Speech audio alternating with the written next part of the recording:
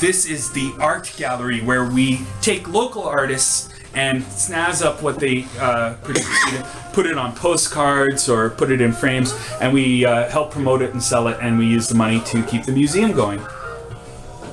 It's really the only profitable side to the museum. The tours alone do not cover the rent. This room of the non-psychoactive botanicals, the plants that heal the body, and also the synthetics over here. Nice. Let me tell you in 5 minutes what I know about these two display cases. Most or a lot of the medicines, let's say 80% of the medicine on Earth is botanically based. It's just in Western society where we focused on things that can be patented rather than things that work. But a lot of our pills are also based on botanicals, like Queen of the Meadow and White Willow as basis for aspirin, for example. We got yam, cherry, ginger, blackberry, orange. These things are foods in some contexts, but in certain extracts, concentrations, they are also medicines. Then you have things like pennyroyal and aborticin.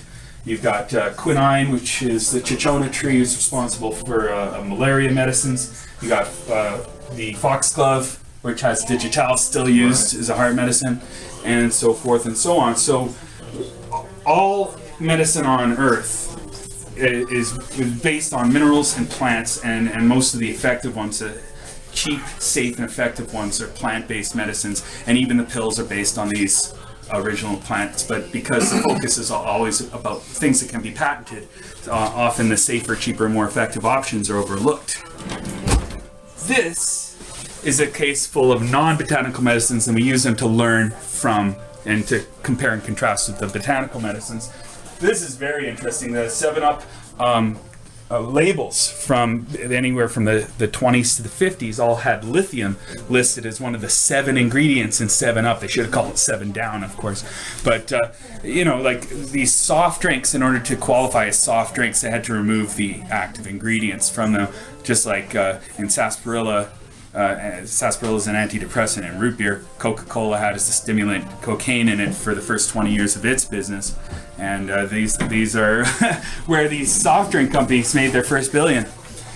This is a bottle of sulfanilamide. An elixir of sulfanilamide in 1936 killed over 130 people, and this is the beginning of the safety and efficacy testing protocols that continued on with thalidomide in the 1950s and 60s with the flipper babies. Interestingly to note that thalidomide does not cause birth defects in rats. So the animal studies are of limited value.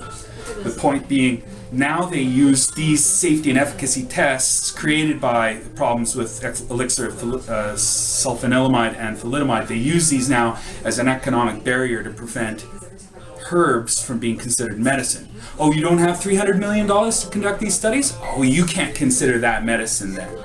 And this is how they keep these things from being covered under healthcare, so forth and so on, or keep them be seen as legitimate, or keep them even from becoming legal.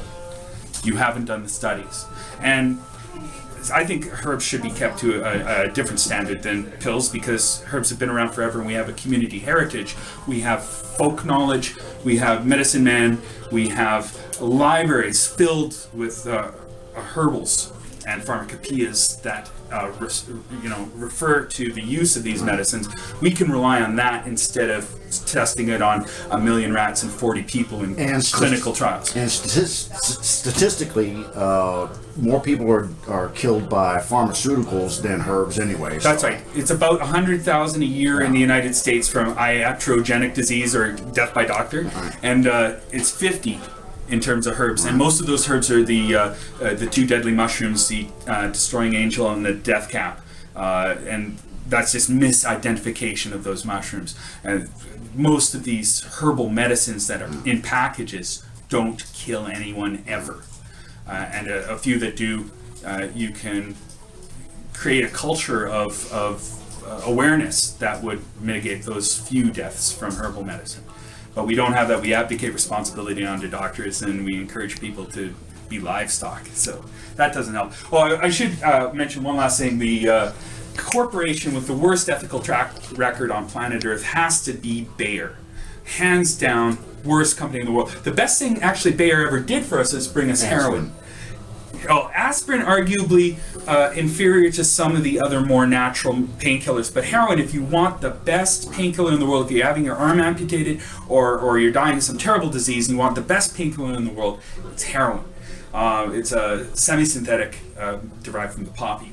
But aspirin and heroin came out within a year of each other, 1897, 1898, and they marketed them both together, often in the same advertisements. From then on, Bayer did everything wrong that could possibly be done as a company. They got into everything the Nazis were famous for in World War II, Bayer did back in World War I before anyone had heard of the Nazis, including killing people with gas, forced labor, the Führer principle, the strongman, National Socialism, and anti-Semitism. The inventor of aspirin was Arthur Eckengruen. He was a Jew. They gave the credit to his assistant. The Jew, Eckengruen, was responsible for 40 other patents. His assistant was in marketing. But they gave it to his assistant because he was German. Then the Nazis, they funded the Nazis' elections in the 30s when they won. And then the Nazis would invade a country and Bayer would be there to snatch up the chemical companies of that country under their cartel IG Farben, which they ran. They headed it. And so they had the world's largest industrial site. It was called IG Auschwitz. It was located right next to Auschwitz I and Auschwitz II, but too many people died to and from work every day, the march, 2-mile march to and from work every day. So they invented their own concentration camp called Auschwitz III or Monowitz. They came up with the "Work will set you free" slogan on all Auschwitz, Der Riesenstalt, and the first one, I forget, it slips my name, but and then they they were trying to make synthetic fuel. They actually selected the site for Auschwitz I to exist in the first place because they needed a large amount of water, a large amount of coal, and a large amount of death labor. It's cheaper than slave labor because you don't really have to feed people all that much with death labor. So that kept the thing going, and it was going to be the source of Germans' energy because Germany doesn't have any oil wells, right? So they needed this place instead. That's what Auschwitz was all about, and that's arguably what the invasion of Poland was all about. IG Farben's need for synthetic fuel to fuel Germany's war machine, which, because they didn't have access to, they lost the war.